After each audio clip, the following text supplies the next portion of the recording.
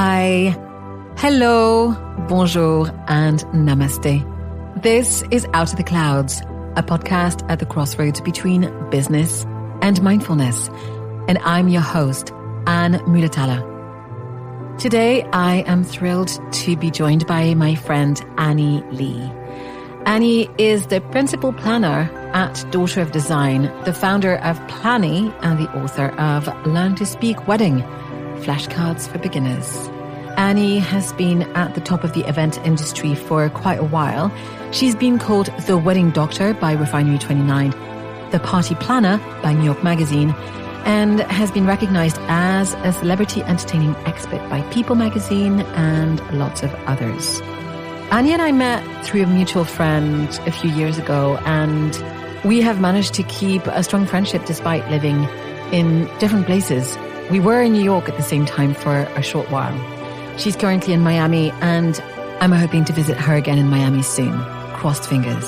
So I wanted to interview Annie for quite a bit, and I was particularly excited to ask her questions that we don't always ask our friends about what she was like as a kid, her early beginnings, and also explore a lot of the things that she has done since the beginning of the COVID-19 pandemic. So I'm delighted to be bringing you this interview with my wonderful, talented, and gorgeous friend, Annie Lee. I'm not biased at all. Enjoy. Annie, welcome to Out of the Clouds. Thank you for having me. I know this has been a long time coming. Absolutely. But then I didn't want to rush it anyway. And you were so busy last year. You know, I was. I was like, it's such a funny habit. Last year always defaults to 2020. And I don't know how long it's going to be. I guess it's only a couple of days into it not being last year, but I have this constant feeling of like, I skipped a year, or there's some weird time reality check that I have to have. Yeah. I saw a headline in The Guardian a couple of days ago, and I took a screen grab of it. And 2021 looked like it was 2020, but just extended. So I think that's why everyone is confused about the timeline, because I feel exactly like you. You know what? Exactly. Because the opposite way, I have clients who are booking for 2023 and it feels so far away, but it's not. It's next year. And it's normal for us to be looking 1 year out, but it just feels like we're talking about 2 years away or beyond, because I feel like I got cheated out of a year. But anyway. So welcome, my friend. I would love to start the interview by you telling your story and tell people who are listening to us who you are and what you do. Yeah. Okay. My name is Annie Lee, and I'm mostly known for being a wedding planner and event planner with my company, Daughter of Design. I founded it in 2008. And before I started my own company, I worked at other companies like San Francisco Opera, Tribeca Film Festival, Biz Bash, and some other Bay Area wedding planner before, I ended up moving to New York from California and started Daughter of Design as like a moonlight side gig, and quickly realized that was a much more promising career and had a lot more growth opportunity than working at some of my 9-to-5 jobs that I had. And 2008, jumped fully in and thought like, hey, if it doesn't work out, I'll just go get a job again. And it really worked out. That first year, I would say it more than doubled. And mind you, 2008, in the middle of a recession. And I was like, oh, great. Of course, what a great time to be starting a business. But it actually was, because I feel like with social events, especially weddings, it's a little recession proof. And in some ways, obviously like COVID and pandemic and all that stuff, but not that it was pandemic proof, but they could persist where corporate sometimes could not because of brand image and blah, blah, blah. So anyhow, 2008 came into the scene. And just from there, kept growing. I've had some other ventures that I've done along the way. And right now is a really interesting time for us to be speaking, because I'm just sort of doing something totally new, but yet in a very familiar space, which I'm very excited about. That sounds awesome. I'd love to hear from you what you were like when you were a kid growing up. What were you passionate about? When I think of me as a kid, I think I was like very overactive, little bit, a lot of it, type A. Like, I'll give you one example, which I thought was totally normal, but looking back, it is definitely odd behavior, is I decided to write numbers on every single one of my hangers so that I could keep an organized system of my clothes, and then also journal what numbers I wore every day. Just stuff like that, normal kid stuff. And I would say also, when I think of some of my childhood memories and how I look back, I'm like, what an odd child I was. I was always very business oriented. I just have these memories of trick-or-treating was a business transaction. Like, I took that very seriously. I didn't even think of it as something that you would do for fun with friends. I dressed up. I waited till I remember like sitting in my living room dressed, ready to go, thinking 5:00 is a good time to start. And then at 5:00, going out there, no parent, I don't know where my parents are working, going out there and going door to door, collecting candy like it's my job. But those door to door, my neighbors must have thought I was so peculiar, because I'd also draw pictures and just go door to door and sell them. I used to also, like, with all the neighborhood kids, I don't know if you guys all had Sour Patch Kids, like cards, or like these little like trading card things. I'd go out and sell those. I would put dog babysitting flyers. I created a library system from not even my books, but my neighbor's. He had so many books. I was like, we should rent these out. So I've always been a little bit entrepreneurial. A little bit. Yeah, for sure. What did you decide to study at college? So, I went in thinking I wanted to be an anthropology major, and then found out there's a little bit too much science connected to it. But I ended up doing history, and I focused on really kind of more a cultural, social aspect of history.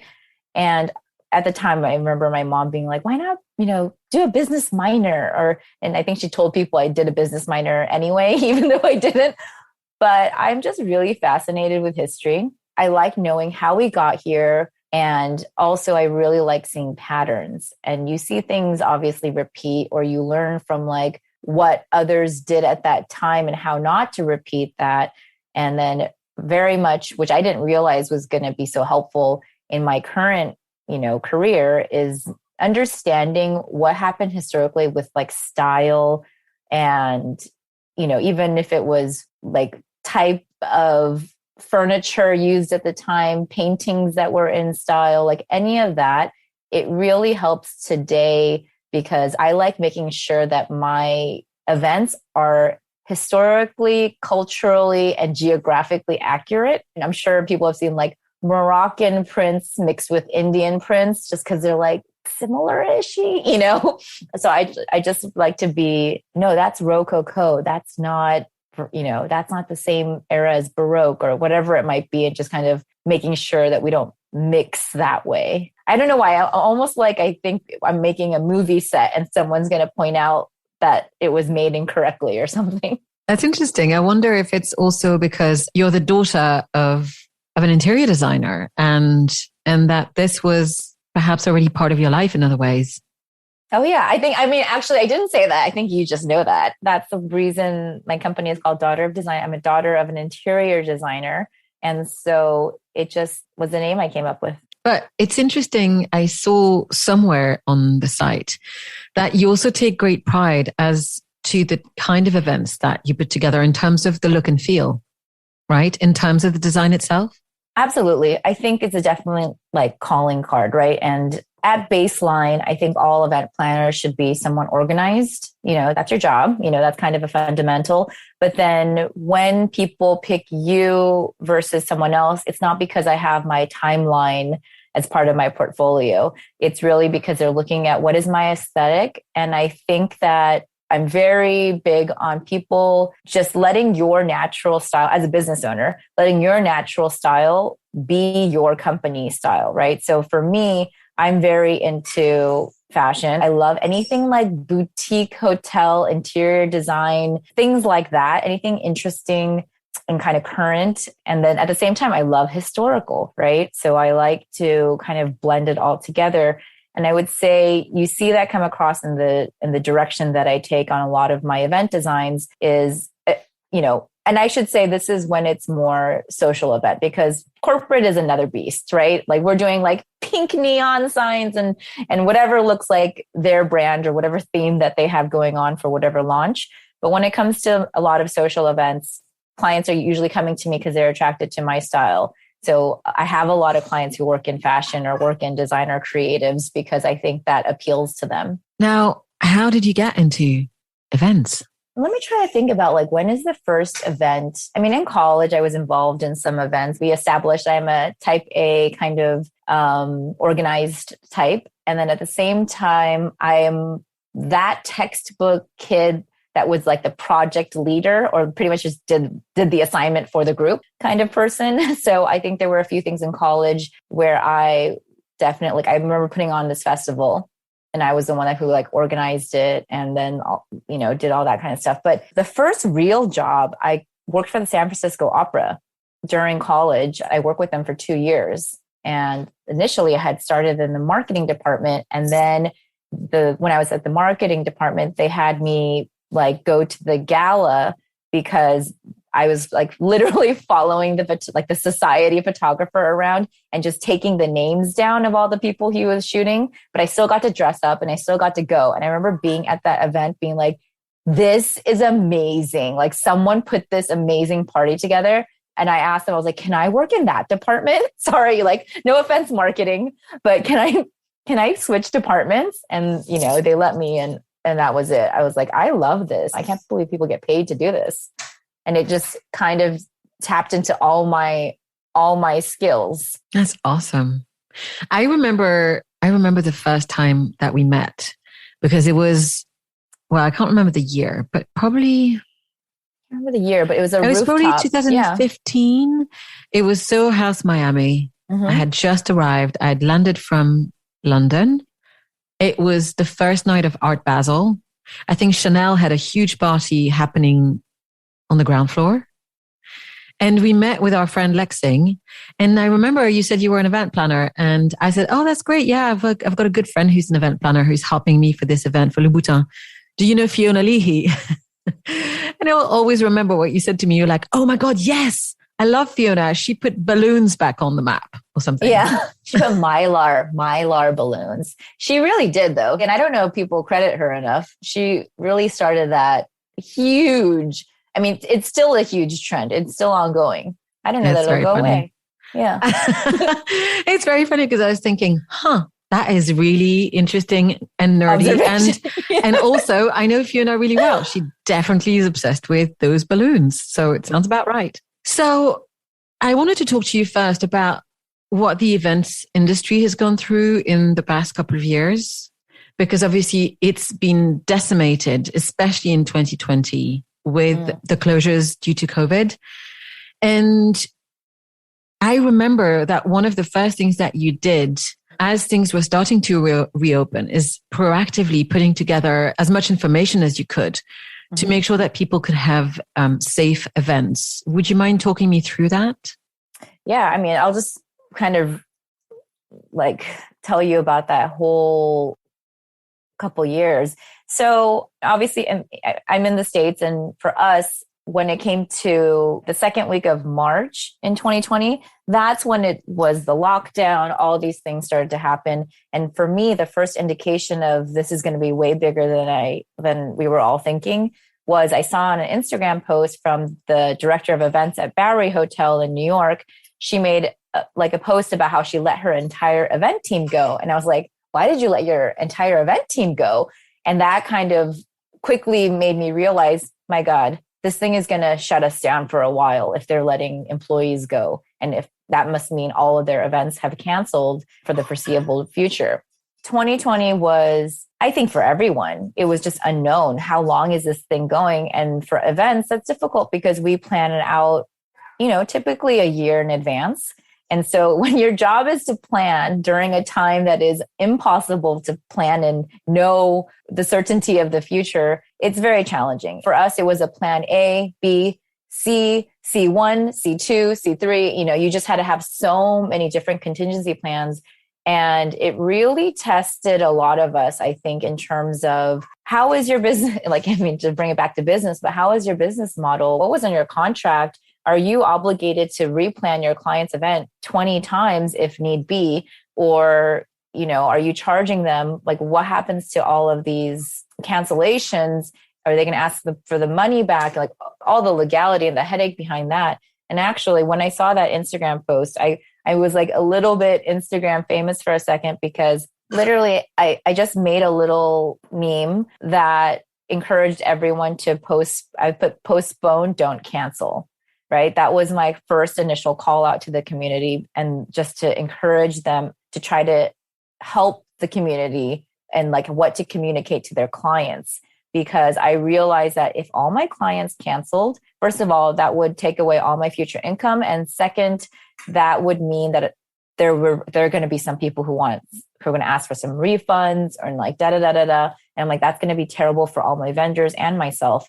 So I really, was very proactive and got, had an early conversation with all my clients about let's reschedule and let's do it quick, because let's take advantage of future dates being available to us now versus everyone realizing, like waiting and then realizing next week or the week after that they want to postpone or cancel, right? So that was one of my big first pushes, and then kind of just became known as like the event industry, spokesperson on COVID for a little bit. But I also really care a lot about public safety and health and all of that. And, when it came for finding masks and just some of these, in the beginning, when I think about like all the little things that we did just to, keep things like be as helpful as we could. Like I had a client who, Benefit Cosmetics, and I knew that they had a bunch of cotton swabs on sticks that we used at all their events for waxing eyebrows. And I remember I saw a call that they needed cotton swabs at the time to do the test. Like, it's so hard to remember back to those days. And remember, we didn't have masks. Like, I remember we couldn't even find elastic because they were sold out of elastic to make our own masks to send to the hospital. And, with the swabs, they were low. And so I contacted someone there at Benefit, and they're like, we will donate all of our inventory to I think they donated it to their local UCSF hospital. I just got active. I had a lot of time. I think we can tell, like, I don't do well with like idle hands. And so I just got to work and saw where there were possible solutions. I mean, that's what planners do. We find solutions for problems. We are resourceful people. And I just try to use some of my superpowers for good during that time. And then as the calendar went on, and it just was so murky as well, right? Like every single city, and I'm talking about I'm talking about the US, but I guess it is a global thing in that every country, every county, every city had its own rule, and some didn't have rules. It was so not uniform in terms of what the rules were, what the guidelines were. And so I did actually create this kind of crowdsourced guide that we called Gathering Guide that showed at least some of the basic rules of like, are events even allowed right now in your location? How many people, are you allowed? What's the distance rule? How many people can be seated at one table? Are dance floors allowed? Do you have to wear a mask indoor or outdoor? All of that kind of stuff. We tried to tackle that big problem. I mean, people didn't even know if they could have an event. The rules changed so much. I just realized how bad a lot of government websites are during that time, because the information was not only not clear, sometimes contradictory. And so it was a mess. 2020 was just a big, blurry, confusing mess with no clarity in terms of when we could have events, what the rules were, and all that. And, everyone very much divided between rule followers or being cautious about what they are versus just like kind of renegade and who cares? I'm going to do this anyway. I got to make some money.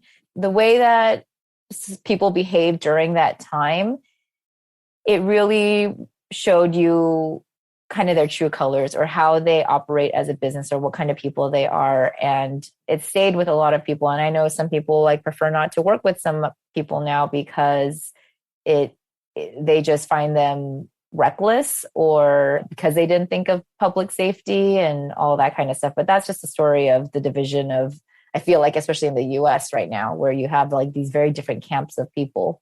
I think it's worldwide. Yeah, we definitely felt that in our industry and then of course, because I was like more or less the COVID police or COVID spokesperson, everyone tagged me in like, oh, did you see so-and-so's event with like 500 people and no masks?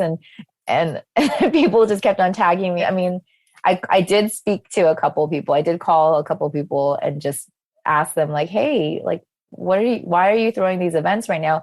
And especially at a time, I think the media made a little bit of an example, and they loved the shock of weddings and events as super spreaders.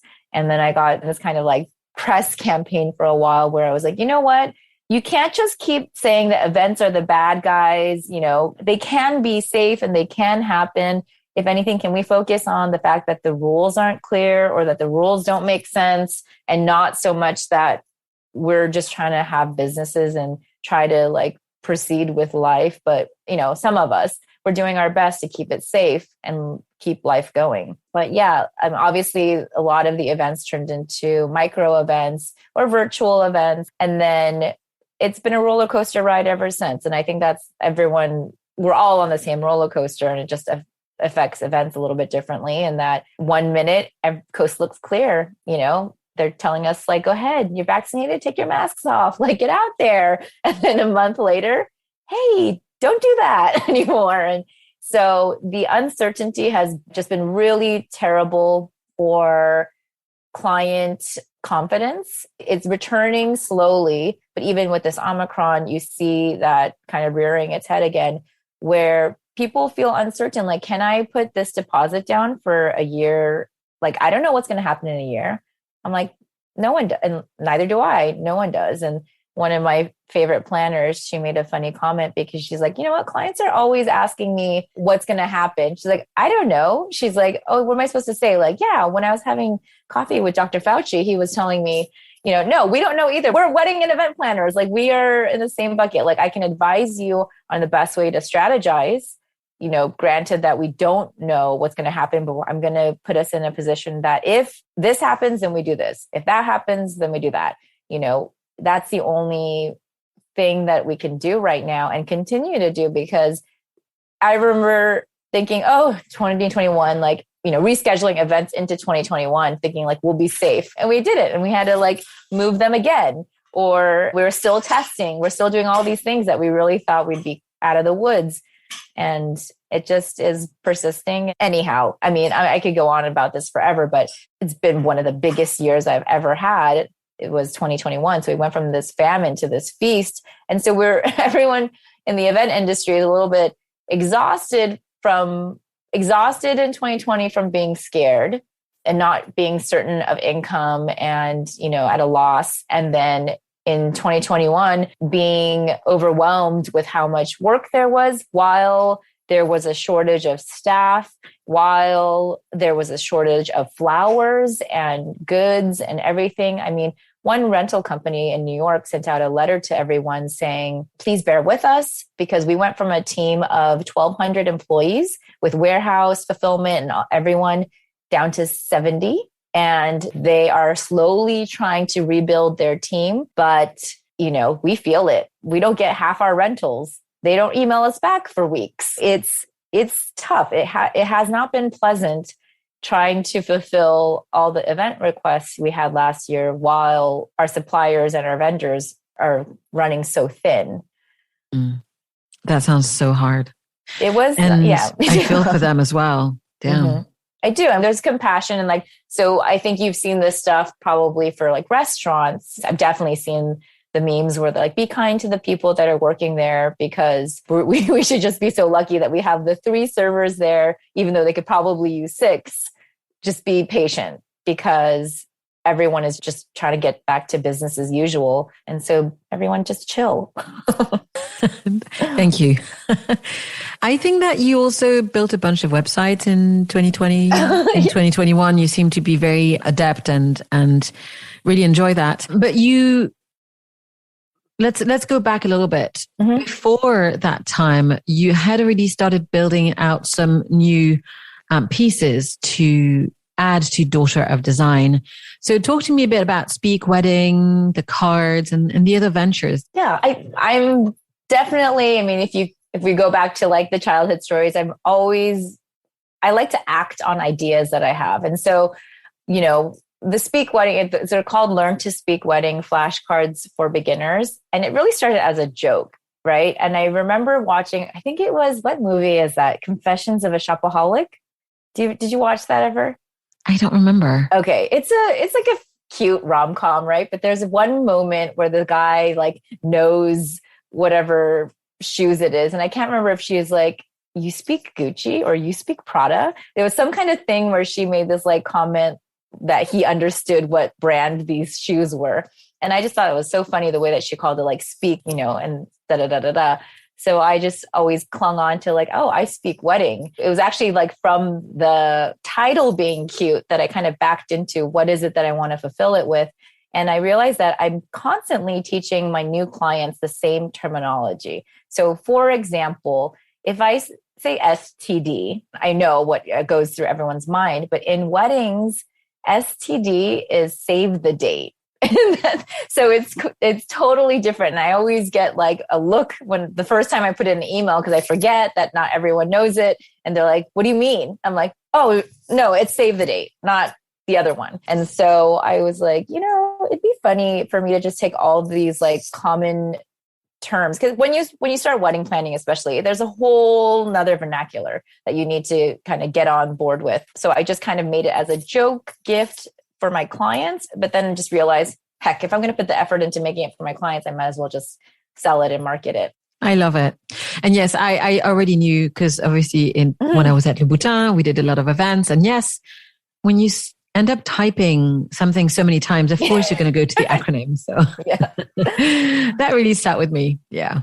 And then the other thing I started, and then one idea I had, it was based off of a service I was already offering my Daughter of Design clients. For some of them, I realized that they would call and full service planning was just either more than they needed from me or more than they could afford. Yet I still wanted to find a way to work with them. And so at the time came up with the solution, which was to work with them on a bit of like a more retainer and hourly basis. So I would have an hourly billable rate that I would share with them and just work against that and be able to be involved and help them with their event or wedding planning, yet not be the full service planner, like controlling the whole thing. I started that in 2009.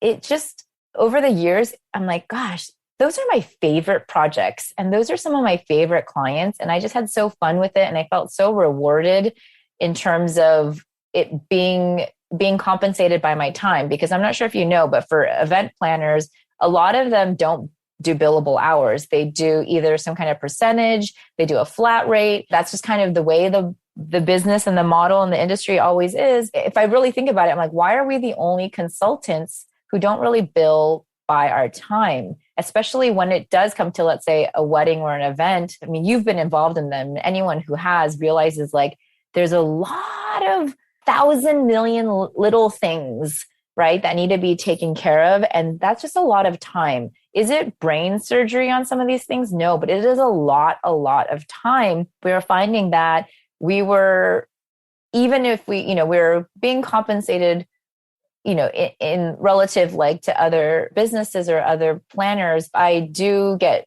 compensated well. But even at that, it didn't seem fair for the amount of time I input on some of these projects. So anyhow, it just, between knowing how I felt doing it and seeing the demand, because more and more phone calls would come in where I would just see that people who did not have budgets for, in my mind, didn't have budgets for full service, were calling, asking for a planner and looking for that kind of access. And it made me realize that the market is really growing and the perception of having a planner is really changing, because I'll get people call who have like below national average budget and still are calling to have a planner. Whereas a planner, once upon a time, used to be this luxury service that was just for the 5-10%, and it keeps growing. And I think it's really the idea of having a planner has really saturated down to the entire market. So for me, it just became an opportunity where I thought like, this hourly thing and this helping people just by the hour, it shouldn't just be my one company. I think this could be much larger. So then I came up with this concept of having this network, a platform where there would be a network of planners that you could work with on an hourly basis. And I wanted to make it global because nowadays everyone is doing a destination event, right? And what I feel like everyone considers a destination event and then sometimes stop because of how hard it is to, really be able to plan something there because they don't know the language, or it's just, they're planning remote like that is so difficult. But if you could access a planner in Mykonos and just talk to them for 3 hours to arrange your 25-person party, why not? For a couple $100, I think a lot of people would be into that. And it's just going to hopefully open up the idea of, or the feasibility of doing a destination event, big or small, for more people. So that company is called Plannie. It's like Annie, but Plannie. And I think that a lot of my friends call me Annie Plannie, but kind of just as a funny nickname. And so long time ago, because I buy every URL that comes across my brain. I bought Annie Plannie and I bought Plannie, a decade plus ago. And I just sat on it and I had it. And I didn't even know that I wanted to name this company this, but I was having a grand opening kind of launch party and didn't have a name. And so I was like, let me see what I own already. And I was like, sure, you know what? I'll just use this one for now. And then if I switch it later, I'll switch it later. But then turns out people like it and it's memorable. So I've just been rolling with it. That's awesome. I generally know when an idea is good when I can already think of people I know who would need the service that you're offering. And it's really funny because there's a friend that I met last year. We played tennis together and it's her 40th this year. She may want to go to Mykonos. Everyone wants to do their 40th in Mykonos. And then suddenly I'm thinking, she probably would benefit from Plannie. And that's the other thing I want to point out is that I think the event market is primed to expand like beyond just the big life occasions, right? Like right now we celebrate and do these big events for obviously weddings and corporate launches and big birthdays and things like that. But I really want to make having a planner so almost mundane and so like easy that even if you're doing a dinner party at your house and you don't want to deal with like, where should I get the flowers? And I just really want to do some like lanterns or something in the front, that you could call a planner to arrange that, even I think of all the events that probably don't get tracked in the data research, the, billions spent in the event industry aren't even capturing the little at-home baby showers and the, smaller birthday parties and all of those other events that just aren't traditionally captured in some of these bigger data grabs. It's such a good idea. And you're giving me more to think about. I remember before you launched it, or around the time of launch, you talked about it as Uber for weddings. So you really mean this to be truly global? Yeah. So here's why I say Uber for weddings or Uber for events is because, like I was mentioning before, Uber to me made the luxury of having a chauffeur something that everyone could have, right? It just really democratized that service, that kind of having a driver at call service. And I want to do the same for the luxury of an event planner, is that you can have access to, and some of the top event planners, right? So I'm talking about you can access top talent while yet spending 100 times less the cost of hiring them fully, when you really just need like a bite-sized amount. I love that idea.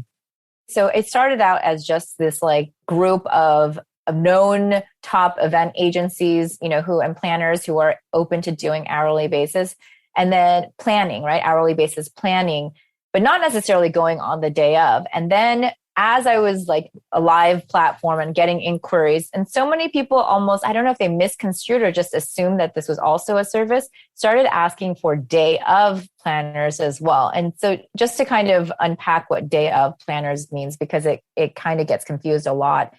People use the term day of planner, but what they sometimes really are referring to is a month of, which is someone who comes in before, cleans stuff up, organizes it, like does your timelines, and then is there on the day. And an agency might take that on because at least they've had a chance to clean it up and organize it a little bit versus just like showing up on the day, right?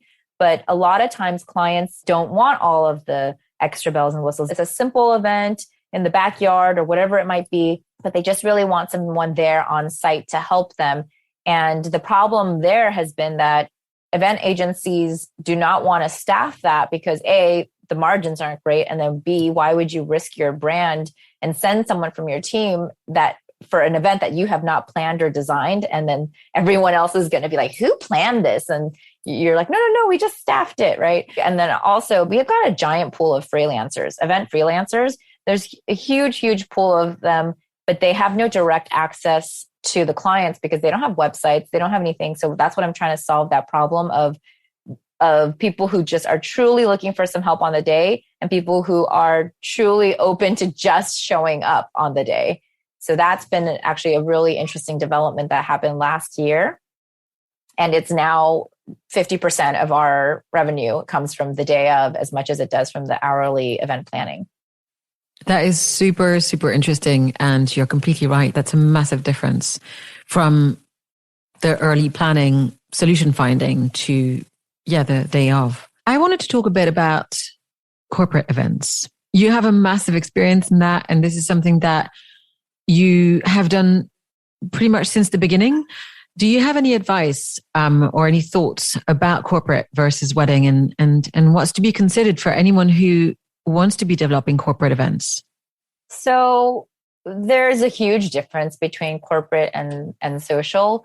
Corporate, so I do especially a lot of beauty events, a lot of influencer events, more on that side. I will say this, we have a lot of fun. We can be a lot more creative on the corporate side and do like kind of wackier thematic things because for a wedding, we're keeping it classy usually. And not that these corporate events aren't classy, but they're usually meant more to be a little bit outrageous, fun, Instagrammable, and all that kind of stuff. The production side of it and the design part of it is interesting. If I was to go category by category, it's the food. Unfortunately, the food is not as important, which is a shock to me. I'm so used to the food being of such importance when it comes to social events. But when it came to corporate, at least my corporate events and experience was that the food was like, had to be just fine, but it wasn't the show, right? It was really about more of how everything photographed. And budgets are actually, just because of the realm that I'm in social clients, the budgets are pretty comparable between the two. It's just that with corporate, they do more events per year, So for example, I'll do like one big social event for a client, whereas for one of my beauty brands, we might churn out 3, depending on how many launches they have or, whatever it might be, we'll have like 3 big events. And at the same time where weddings, they give you a year to plan or so. In corporate, I don't know, they'll give me maybe 3 months. So you have definitely a shorter planning timeframe, which some planners love, just that like quick in and out. Although obviously it's like a little bit like you're on the Amazing Race because you're trying to make everything happen so quickly and get things custom produced and you have 2 weeks to get it done. And then the biggest difference, I think, is the emotional component or just the client management between the two. So when it comes to the social side, there's a lot more being their therapist as well, and just kind of also calming nerves, calming all kinds of things, and really emotionally stabilizing the whole experience. Whereas on the corporate side, the hand-holding is different because it's me helping the people that I'm working with fulfill their job requirements and making them look good. And then there's always like hierarchy and bureaucracy that we have to navigate around. So there's navigation on both sides. It's just a little bit different. And it's funny because I have corporate planners who are like, I don't know how you deal with like brides, right? Or I don't know how, they just see that as being so taxing. But for me, for whatever reason, I do very well. Not that I like love a distressed client, but I can cope with that and I can help them. It doesn't irk me. It it actually makes me feel better that I'm helping them. I saw a video interview of you in doing my research that was really interesting. So you were giving advice for anyone who was starting to plan a wedding and saying you have to watch out because it's no longer about you. It turns out it's most likely going to be about your family, your best friend, and everyone else. Do you mind speaking to that? Oh, yeah. Oh, there's so many. I mean, let's get into it. Like, I love all the life lessony things that I've learned, especially through wedding planning. But yeah, I think the couple goes into it thinking it's really all about them. Here's all the things that the normal things or the usual things that people will think. Everyone is going to clear their schedules for me. Everyone's going to jump and ask me what they can do for me. Everyone's going to be so excited for me. But a lot of times they're just blindsided. And I try to warn them, okay, the event is in honor of you, but just know that you're going to very quickly realize how sadly, like, selfish the people around you are. And it doesn't mean that they don't love you, but you just naturally, people cannot help. Like, you invite them to a wedding in Lake Como, your friend, their first question is not going to be like, how can I help Emily with her event planning? It's going to be, Emily, what should I wear? What am I supposed to wear? Like, where should I stay? What hotel should I stay at? Their first, concern is going to be what the effects are going to be on them personally. And everyone's got, also their, of course, personal agenda. And when it comes to I always say all the family politics and all the old wounds, they just open right up when it comes to wedding planning. Suddenly people become very religious again, or someone, like, when it comes to especially talking about money and family and like the joining of these two families, or mom sometimes has a hard time letting go of being mom. And this is really a rite of passage, and you're supposed to kind of become your own adult and your own family. And it's hard emotionally for a lot of people in different ways. Fascinating. Now, I'd love to, it's almost feels like a silly question, but what's the hardest job you've ever had to handle? The hardest job. I mean, there's hard in different ways. There's hard in, like, the event I did in Tokyo was difficult just because of, clear, like, language and time zone issues, as well as they have a completely different way of doing business and speaking to colleagues, and it's just kind of understanding and gaining knowledge of how to approach situations. So there's difficult in that sense of when you do a destination, really at a destination event anywhere is like starting your business over again because you don't know the weather patterns. You don't know who the local vendors are. Like, I learned in the hard way that in Japan, you can't just throw away stuff. Like, there is a high cost. Like, you can't just buy, IKEA furniture and then toss it or donate it. No one will take it, or it costs even more to discard of it. So that is often one of the more difficult parts of the business. But I would say I can think of a few situations in where the clients were just not nice, like to another level, and to the point that it's made me had to put into my contracts a healthy working environment or no, like, emotional abuse clause, which is, it sounds like what, ha ha ha, but actually a lot of planners, for whatever reason, I don't know why, wedding planners specifically, I don't know if we're so in the inner circle, or they just feel so comfortable with us, or what it is that boundary gets crossed so often, and people just get crazy and they treat you almost like a nasty way that you would talk to your mom, but your mom has to love you because she's your mom, versus I'm like, I'm your planner. You can't talk to me like that. So I hate to, like, dish on that kind of stuff. I feel like it feels a little bit tacky to get into the nuances, but it happens. It's common, and it's, everyone wants to hear about the horror stories. I don't love to get into it. And then sometimes I find when I see the bigger picture, I'm like, oh, it's because your mom is so nasty to you that you push that onto me. Like, sometimes I get a bigger picture of it and be like, your mom has been yelling at you about this, and wow, she's a number. And then you turn around and you've got to push it onto someone, and that someone is going to be me then. So, yay, fancy that. Yeah. Now, you told me about what was really hard. I'd love to hear, what was your favorite, if you can choose a favorite event ever? I would say my favorite event ever. A lot of times I kind of default to my first big destination event. So it was very early in my career. And I don't know how this couple trusted me who had never been to Lake Como and didn't actually even get to go before the wedding. We did everything remotely. I looked at like Google Maps, I think, and like Google Earth satellite view to figure out how to do this. Didn't speak Italian, but did this beautiful event, and it was just magic. I mean, Lake Como in itself is such a little magical place. It always gives me such a feeling of like nostalgia. And I don't know if you can kind of concur on that, but it was a huge accomplishment in that early in my career. Never done a destination event. We have to think back at 2009. It wasn't like now. There was no Instagram where you could like scope all the things out. It was a little bit more old fashioned of like figuring things out the way the industry used to be. And it was a beautiful, beautiful wedding.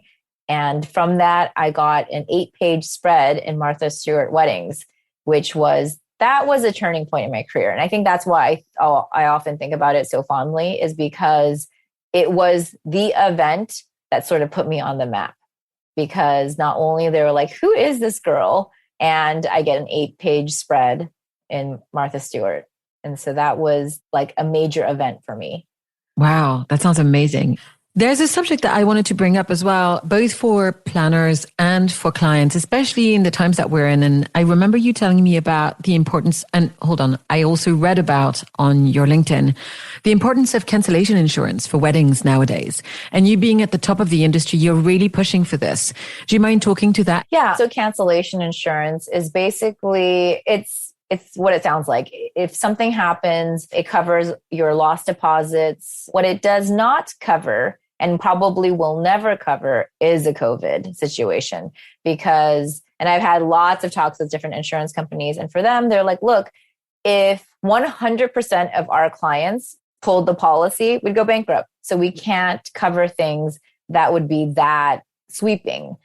But I will say other non-COVID and non-pandemic, there are lots of times things happen. We've definitely had where a venue had an architectural structural beam collapse and it made the venue unusable for a year. And so luckily we had the insurance that took care of it, or I will say this, 100% of the time that we do an event at someone's home, your home insurance is not going to cover the event. So you want to have that, just because there's a liability of having people. And if you're thinking like, oh, my friends aren't going to sue me, don't worry. It's not just them, because there's about probably like 50 to 70 people that are coming on your property to help produce it. And we did have that issue at a wedding, at a private home, where one of the cater waiters twisted their ankle and they said they were fine, blah, blah, blah. 1 year later, came around and sued the client for millions because they said that it was because they didn't provide proper lighting and da-da-da-da-da. And luckily we had that insurance policy intact so that the insurance company's attorney and not theirs, and they didn't have to come out of pocket out of anything. But insurance, it's just a peace of mind. It's a couple $100, depending on your budget. It could be like $1,000, but just to know that like something happens to your photographer, so your venue shuts down. And these actually also cover if your parent passes suddenly, all of these things that, of course, we don't want them to happen, but they could, because that's just unfortunately life. And so for the peace of mind, I do like getting the event insurance policy. It's not available in every country. I believe that, it's very prominent in the US, and I think it might extend to Mexico, Canada. But yeah, that's something, it's honestly been something I consider when I do a destination event is there an insurance policy there? Because that's the one dicey thing when you do international events is you don't know how the legal is going to play out. If there's a dispute or, someone goes missing and has taken your deposit and disappears and all that kind of stuff. Sounds fun. Doesn't happen a lot, but happens. So I wanted to ask you, what would you like to see become the future of your industry? So with my industry, it's part of Plannie's wish, but I definitely want there to be this more equitable and fair transaction between a planner's time and, the actual planning, because I feel like, okay, here's what I often think of. Like, this is an analogy I think of a lot. Do you know the Vietnamese soup dish with the noodles, the pho? I love it so much. Okay. So pho takes an incredible amount of work and time and ingredients to make that broth, yet it is grossly underpriced because I don't know if it's because it's a Vietnamese dish or why, or, because it was an immigrant, dish that came to, it's like we can't talk about in Vietnam because that's just obviously local currency. But like when you come to the US and have pho, or in France and have pho, it's like, why does that dish not cost what the time that went into it really? The value of it is really below market, in my opinion. And I feel like that is the case with event planners, is that our input and our work and skills are undervalued for the time commitment that it takes and the input that is in. So I'd like to see that change. And also the second part, which also kind of connects to Plannie, is I just love to see people's attitude change about how difficult it is to plan an event. I think more and more through apps, through blogs, through all the, things that are out there, there's so many resources that it's been demystified. It's not this once upon a time, where would I even find a caterer? Like the problem now is like, oh shoot, there's 200 caterers, so I think that just in the future, and it will, I don't even think this is like, I have to wish it because I think it's just going to happen, is that the accessibility and the option of having an event is just going to increase, whether it's to a larger market that usually wouldn't host something, or to people who are hosting things more frequently. Yeah, that makes sense. You're reminding me of, I recently rewatched Friends on Netflix, and I had forgotten there's an episode where Monica is the planner for Phoebe's wedding. Oh, I don't remember that one. Oh, you should watch that. Okay. It's gonna play right into what you just talked about. And she decides to let Monica go. And then obviously everything happens. Like everything else falls apart, and she begs Monica to take the job back. And that sounds like she would be a good planner for Plannie. Yeah. The character would be. And so how do you feel about virtual coming into weddings? Obviously, some people have had to do virtual events over the past couple of years. How do you feel the metaverse is going to be weighing in and just transforming the future of events? 2020 was definitely an expediter of, propelling a lot of events and stuff into like the virtual space. And a lot of it has stayed. It wasn't a temporary fix for 2020. There continues to be many virtual conferences, many virtual events. And I think people just realized, hey, that works. It's just become an additional option. I don't know that it's replacing. It's just a different option, right? If people are hesitant or they feel nervous about the idea of the metaverse and having a separate kind of like metaverse life in there, I would say it's going that way. It doesn't mean that it's going to replace. I mean, who can be sure of anything now? But like, I don't think that it means it's going to replace in-person events, but it's just an alternative and an option, an extra option to have, is how I kind of view it. And blended events, is this something that you see happening a little bit more?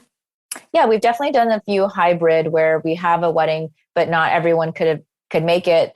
And so we do a lot of live streaming and, giving people Zoom codes so that they can join from wherever they are in the world. So it's, technology is there. I think we use it. If you don't have to miss these big life occasions, or you can still be part of an event, yet, you can't, as of now, participate in the same way that you would if you were there in person. But I'm excited. I think there will be things that come out that, will more and more, even though you are not physically there in person, let you experience the event. I'm sure you're not eating the food and stuff like that, but I can only see that increasing. Thank you. Yeah, that's it's interesting. So, you know that the podcast is at the crossroads between business and mindfulness. And I was wondering if you could offer us, or maybe talk to us about what keeps you grounded in normal times or in peculiar times like we are in now. Any sort of rituals, self-care, mindfulness or other? Yeah. I mean, oh gosh, I could talk about this forever. Let's hone in on, let's say, like the wedding planning, or I mean, really, I guess it's all clients if I really think about it. And there has to be a boundary. And I think that's one of the biggest things, especially in this business, is creating a boundary between you and your clients. And what does that boundary really mean? Is it's kind of that same like act of love for yourself where you prioritize yourself. And I think there are so many people in the hospitality industry that are such people pleasers. I mean, clearly we're in the hospitality industry because we like to take care of people, but there has to be that line in which you do not overgive, right? Then can go into like you feel abused, right? Because you've depleted yourself. And so I try to be very mindful of my hours and when I'm available to clients. And of course, if there's emergencies, I'm there, but it's really important, like setting that, even if it's 8 to 8, 8 a.m. to 8 p.m. or whatever window you want to select. I cannot tell you how many planner friends that I have like tried to urge them to create some sort of boundary, even like that, because we'll be out 11 p.m. They're texting with a client. I'm like, are you crazy? I'm like, are you just open? You cannot be available 24/7. So in terms of at least running the business, that's one of the biggest things I try to do for myself is prioritize still myself. And remember, even though I'm in the hospitality industry, even though it's for their personal event, I have to maintain my own personal life and health. And, if I've scheduled a yoga class, I'm going to keep that yoga class. You know what I mean? Like because their schedule changed, I'm not rearranging mine all of a sudden. Like I try to prioritize myself in that way and kind of keep that divide. That's one thing. But I really would love to tell you what I loved about or continue to love about my business and what it brings to me in terms of mindfulness is because of my exposure to a lot of these really intense emotional situations.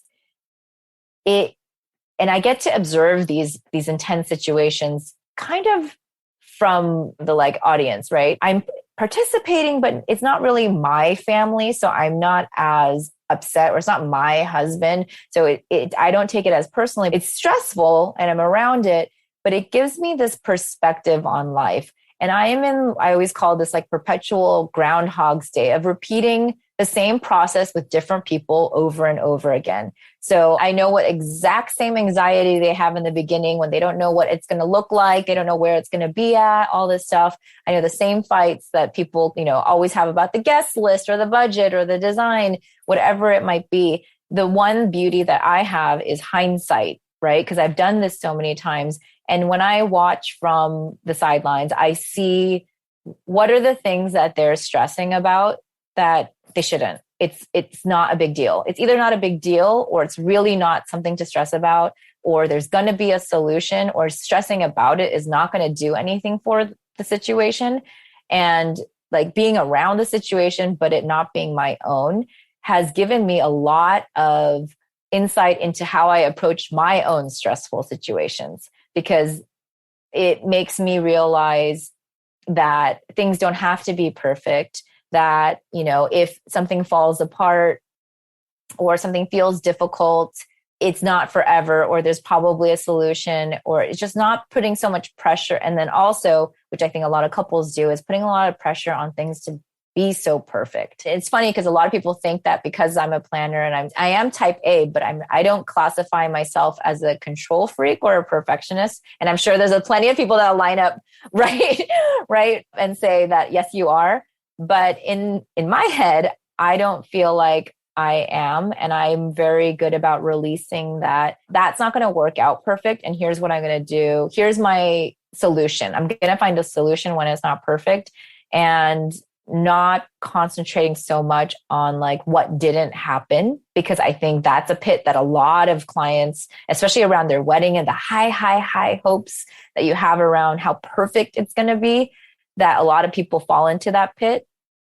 And so that's kind of like one big bubble of life awareness or, just how I operate based on my exposure to constant, like daily perfectionism or this emotional stress about how great something is going to be or how perfect it's going to go.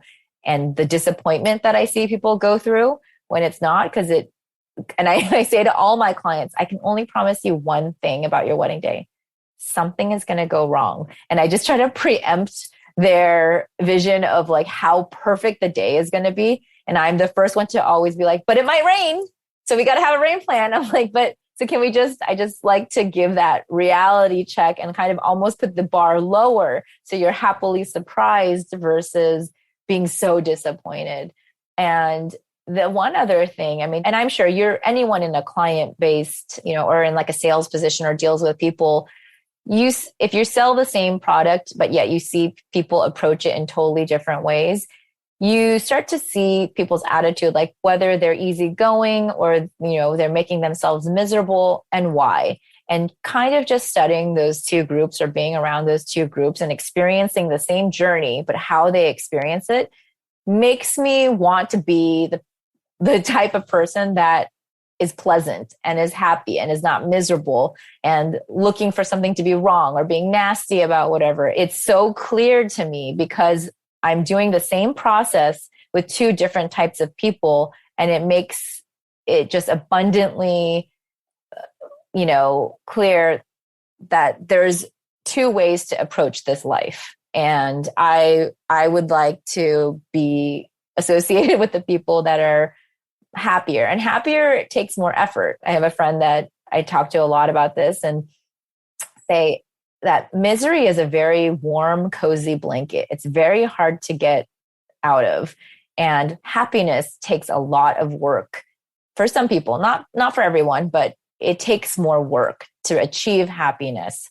And so that's something that I try to keep in mind, and something that I've learned, and I continue to learn from clients all the time, just by their attitude and their approach to the same situation.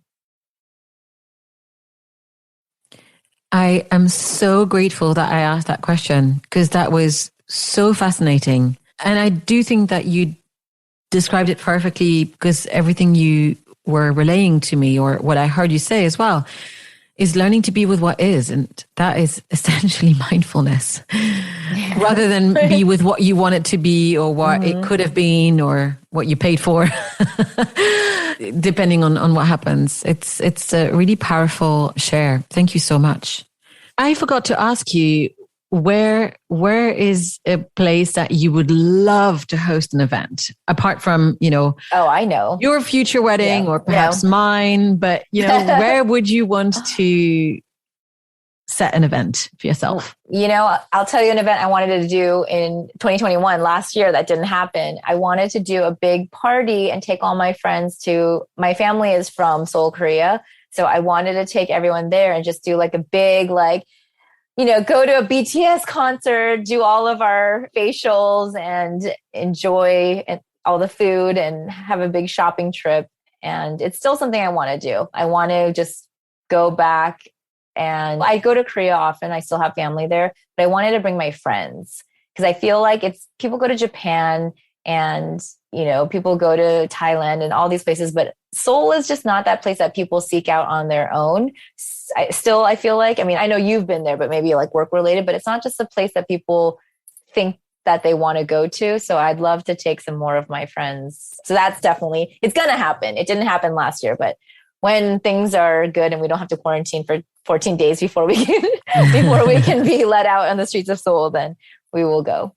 Oh, that would be so much fun. Yeah, that's a brilliant idea.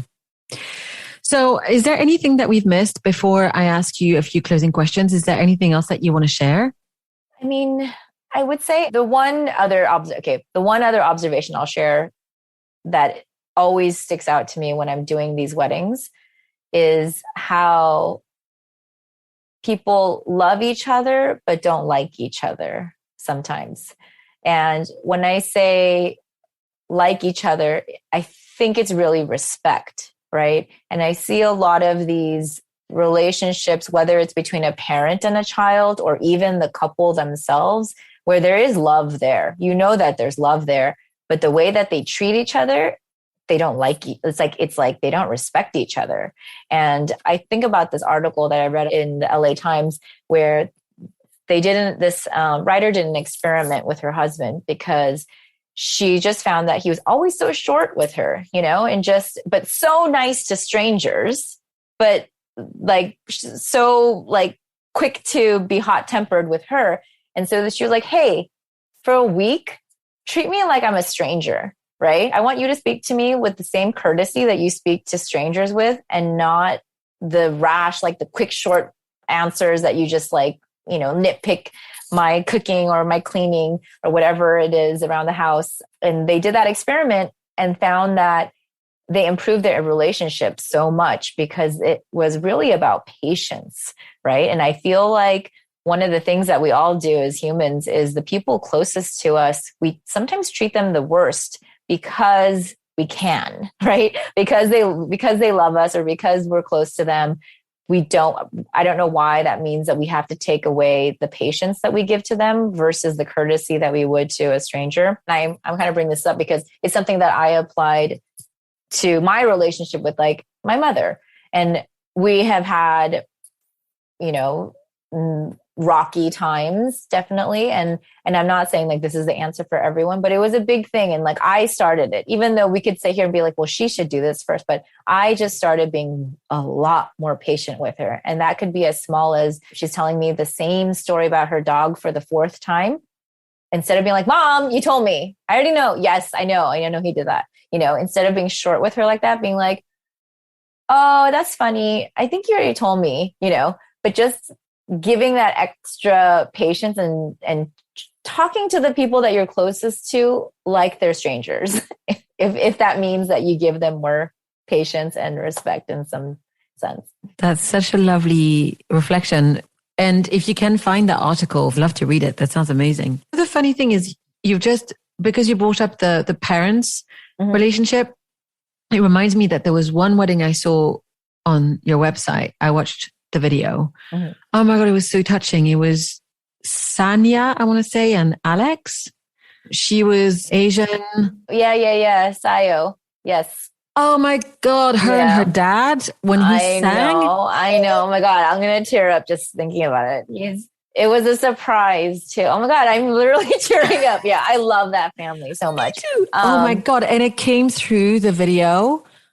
There was so much love in that room. It was insane. It really was very beautiful. Okay, let's move on to my closing questions. So what is either your favorite word or a word that you would tattoo on yourself? Okay. Try. I always think that difference between people is whether someone tries or not. I think trying, it's actually very important to me. Say, even if you're in a relationship, to me, even if it's not perfect, as long as both people are trying, that's worth trying to stay in, versus if someone's not even, it's like putting in the effort. What are you doing to actively, it's action. It's what are you doing to actually improve the situation or help or all of that? So I think that would be it. Try. It's a good one. Thank you. What's one thing that you do that makes you happy or satisfied? Okay, well, this is just for me, but I I have to vacuum every morning. It's just this everyone's like, get a Roomba. I was like, no, I can't.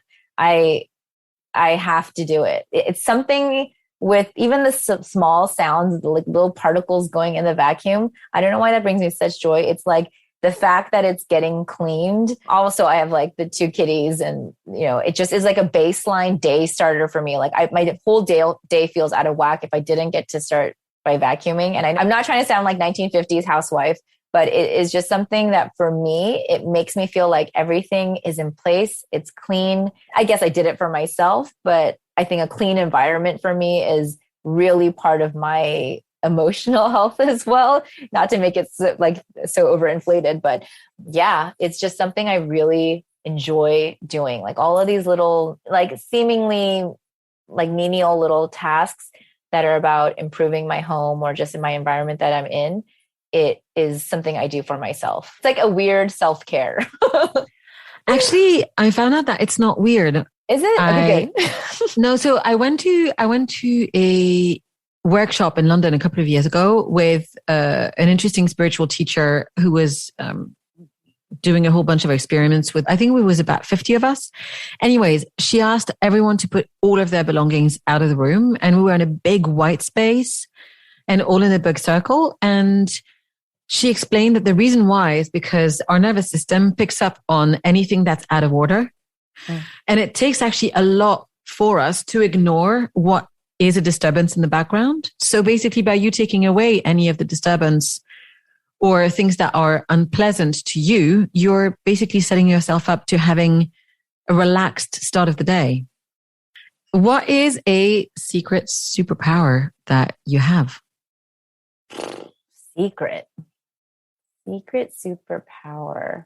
So I feel like, I mean, you know the word empath, and I feel like it gets thrown around quite a bit. But for me, I feel like I can pick up on someone's emotions or their mood, like walk into a room and just feel it a little faster than other people. Or, there's a lot of times, and if I'm not, just to take this back to work, where I'm with clients and I just can tell, I can feel, I don't know, nothing's been said, but I'm like, she doesn't like it, or that makes her feel uncomfortable, and just kind of come in and swoop in and fix that, or like rephrase it, or step in for them because it's uncomfortable for someone to say something.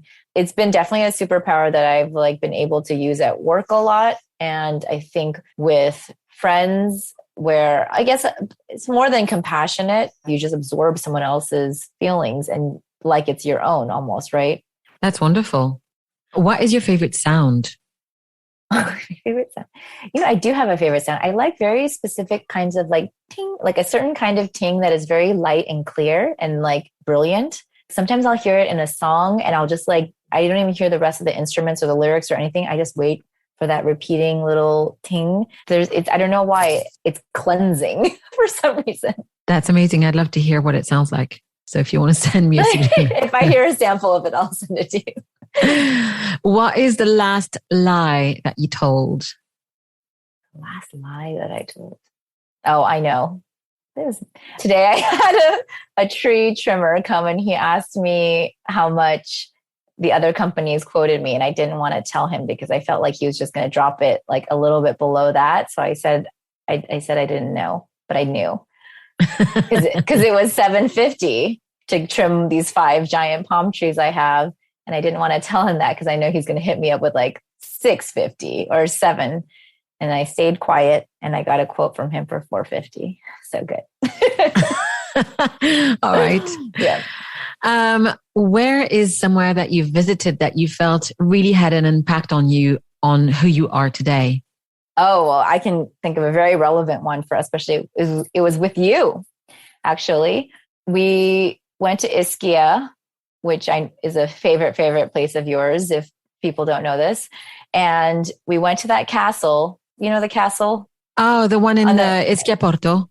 Yeah, it's got a bridge, everything. It's on a little island thing you have to get to. And we did, or I don't know if I was actually with you or was with your friend. And then we were doing the historical tour and hearing about all the different lives that this little castle has been, from a castle to now it's a hotel, but sometime in between it was a nunnery, right? Mm-hmm. A convent, really a convent more so.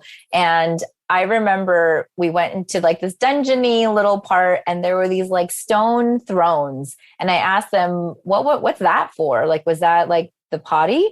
And because it had a little opening in the bottom with a little bowl underneath. And they're like, no, that was the crypt, or that's where they put all the dead girls. And I was like, what do you mean? And they're like, well, basically they would sit them up there, and then I'm sorry, everybody, their bones would be the only thing that would be in the bottom. And the thing is that they would make all the healthy girls, like the living girls, go and pray for the past girls. And then they would get sick from whatever. And one of the things that I will never, the feeling and memory, and I still think about it today. And it kind of goes back to what we were saying about being grateful for where we are at present, no matter what we feel like we have not achieved or we don't have.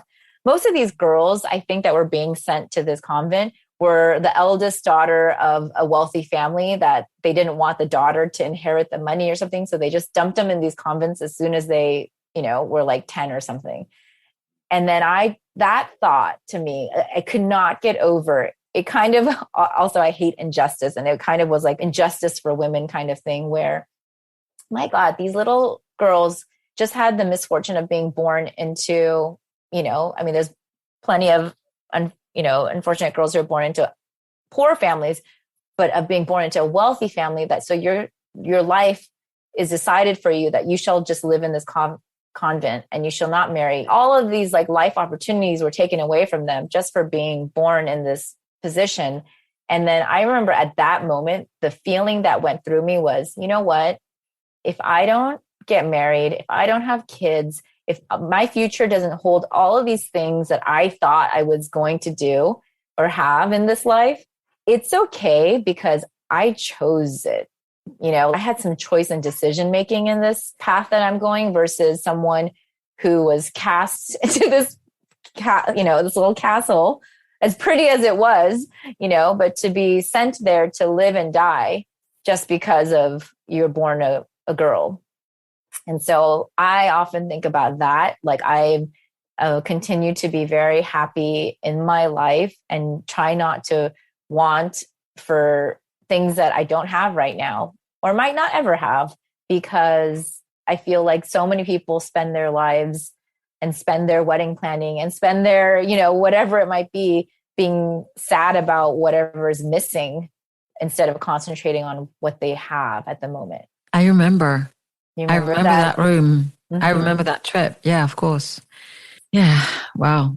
Sorry not to end it on a light note. It's okay. It's okay. I have one more fun one. Okay, good. What is one of the more embarrassing moments in your life that you can share with us? Oh, man.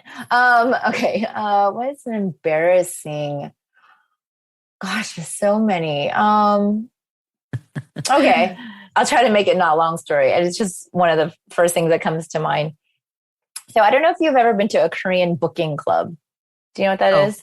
No, what is it? Okay, I'll explain. So Korean clubs, there's one style of club called booking, where it's basically all the girls have tables, the guys have tables. The waiters are the ones who take the girls to the guys' table to introduce them. This is how they meet, right? It's not like guys going up to girls at the bar. It's not that kind of setup. So it's really your waiter introducing girls. So, a lot of times you'll see waiters like almost like dragging these girls because it's kind of part of whether they really want to go or it's part of just like kind of the act of being like, oh my God, no, I don't want to go, And then obviously there's like the younger girls are the ones taken to the tables. And I think I had gone, and when I say younger, it's usually like probably like you're not even supposed to be at the club yet. And I remember when I was like 18 thinking like, oh, that 22-year-old girl that's here, how tragic, she's still clubbing, But I remember going after college to one of these clubs and this waiter grabbed my arm and I was like, oh, no. I was just like, no, I don't want to go. And just doing the drama of like, no. And he was like, no, miss, you have toilet paper stuck on your shoe. I was like, oh, well, okay. So he did not want to book me. He was just notifying me that I had toilet paper on my shoe. Oh, yay. So that was embarrassing. Yeah, that's pretty embarrassing. Humbling is what I... Yeah. Exactly. And so let's finish with my favorite question, which is what brings you happiness? I would say time. When I have time and I don't feel overloaded with things, it doesn't even matter what I'm doing. If I'm watching Netflix or on a vacation or, having dinner with friends, if I have those extra hours and I don't feel rushed and I feel like I have time to just, like play around with my little garden in my back, or whatever menial little thing I want to do is when I am overwhelmingly happy. Like when I have that any kind of time for myself to do whatever I want. I'm very surprised you didn't name your cats in that. Oh, shoot. Don't anyone let them listen to this podcast. Yeah. But that's part of it. Part of it, yes. And it's just being able to like stop in, go pet them, go lay on them, do whatever I want, having that time. Awesome. Thank you so much. Annie, thanks for all the time you gave me today for this wonderful interview. I really appreciate it. Could you tell people where they can find you or connect with you if they've got questions and are interested in anything that you've talked about today? So you can find me at daughterofdesign.com or plannie.com. And on Instagram, it's Daughter of Design. And then for Plannie, it's Ask Plannie. Awesome. Thank you so much. I hope that you've got lovely plans for the rest of the day and into the weekend. Oh, and I have time. It's yay. Nice. Yeah. Congratulations. Well, it sounds like you're going to enjoy yourself. Have a wonderful weekend then, and I will talk to you very soon. Bye, Anne. Thanks again to Annie for being my guest on the show today. You can find her online at daughterofdesign.com and on Instagram, Facebook, and Pinterest at Daughter of Design. So, friends and listeners, thanks again for joining me today. I hope that you've enjoyed this episode. Selected links from everything that we talked about are included in the show notes, so head out there if you are interested. If you'd like to hear more, you can go to your favorite podcast app and hit the subscribe button. If you can, leave us a review. It's really, really lovely to hear from you. If you'd like to connect, you can get in touch with me at Anvi on Twitter, on Instagram and on LinkedIn, or at _out of the clouds, where I also share guided meditations and other daily musings about mindfulness. You can find all of my podcast episodes and more about my projects, particularly around mindfulness and meditation, at outoftheclouds.com or AnneMuhlethaler.com. And if you don't know how to spell it, that's fine. It's also in the show notes. Sign up to receive email updates on all the cool things that I'm doing. And that's it. So thank you so much for listening to Out of the Clouds, and I hope that you'll join me again next time. Until then, be well, be safe, take care.